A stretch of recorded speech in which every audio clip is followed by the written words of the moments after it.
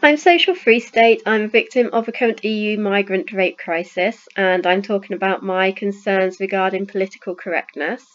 I covered this story before in another video. I just want to cover it briefly again. So this white girl in school, she 14 years old, was arrested for allegedly making racist remarks.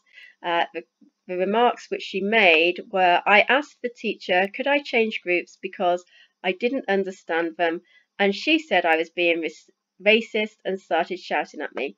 Now, this story, I believe, would be a preventative of children coming forward about any kind of crime which has taken place against them, especially if a crime is taking place by someone of a minority group or a minority race.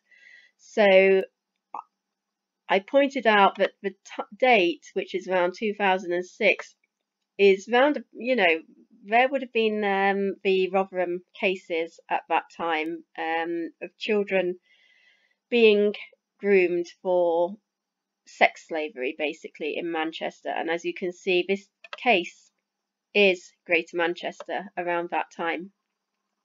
So as you can see, there is a real preventative for children to come forward with any serious reports against minority groups. And I want to contrast that now with this. This is 2015, after Rotherham came public. Child molester given a longer sentence as victims are Asian. Now, sometimes we can be forgiven for assuming that these stories in newspapers are sensationalized. So it's always worth trying to find out who the case is against. I can't even begin to imagine how to pronounce that name, but we can see that it's Mr. Justice Walker who's the judge. So just type in this name and Justice Walker, and you will find that the case comes up here. I'm taking you straight to paragraph A. Right, the remaining point taken by Mr. Shafi is that the judge submitted regarded the offending as aggravated because of the victim's ethnic and religious origin. So we're bringing up the religion and ethnicity of the victims right here.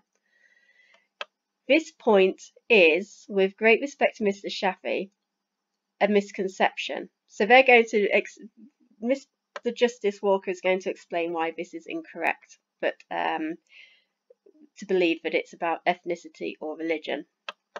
Here we go. In her sentencing remarks, the judge observed that Jay was finding it difficult at school because her friends knew what had happened, leading to the problems and shame for her. Okay, well, and of course all victims will feel that way. In relation to G, the judge observed that she had had difficulty as a result of what the applicant had done to her. This had caused G to behave completely out of character. She had previously been a young girl doing well at school and now was not doing as well as expected. And I'm sure that that would apply for white girls as well. But here's the interesting thing, which does seem to apply ethnicity, religion, and community. For the family as a whole, there had been enormous implications. The father had said that he and their mother were struggling and felt socially isolated because within their particular community, it brought great shame on the whole family when things like this happened. So, yeah, they don't care about the victims, they care about the parents. This is all about the parents' ego and their ideology, which is disgusting. He was also concerned about the future marriage prospects of his daughters.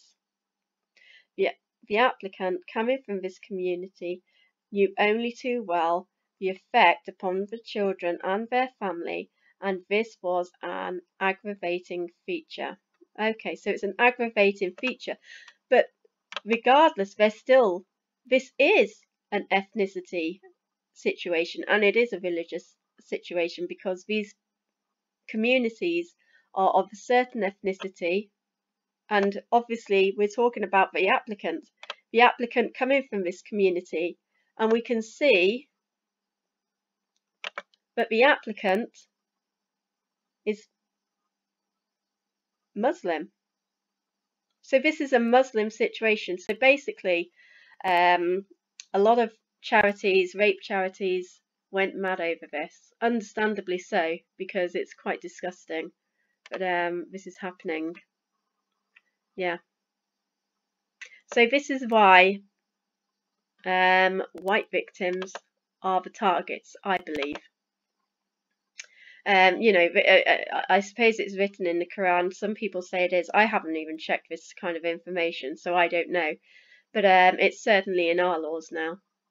But you'll get a longer sentence if you go for Asian children, so or Muslim children. So that looks as if whites, blacks, Asians, I mean by Oriental people like Japanese and Chinese and Sri Lanka, all those people are main targets now. But we have made a supremacy of Muslim people within this case, I feel, and so do so many people. This case is absolutely disgusting. Anyway, here's a judgment if you want to have a look at it yourself. I haven't read beyond paragraph 8 because I simply can't do it, because I feel absolutely sickened by what I read at paragraph 8. I'm not willing to read past it right now. Maybe one day I will, and maybe you will in the future. Maybe you'll read past it and it seems all reasonable, but right now, reading paragraph 8, absolutely, you know, it's like stabbing me in the heart. It's sickening seeing that. So tell me what you think about these, what I've raised here. If you agree with the judgment, or whether it annoys you as much as it annoys me as an actual victim of multiculturalism. And please leave your comments, and please subscribe if you like what I'm doing here, and like my video so that it gets out a little bit more. Thank you. Bye.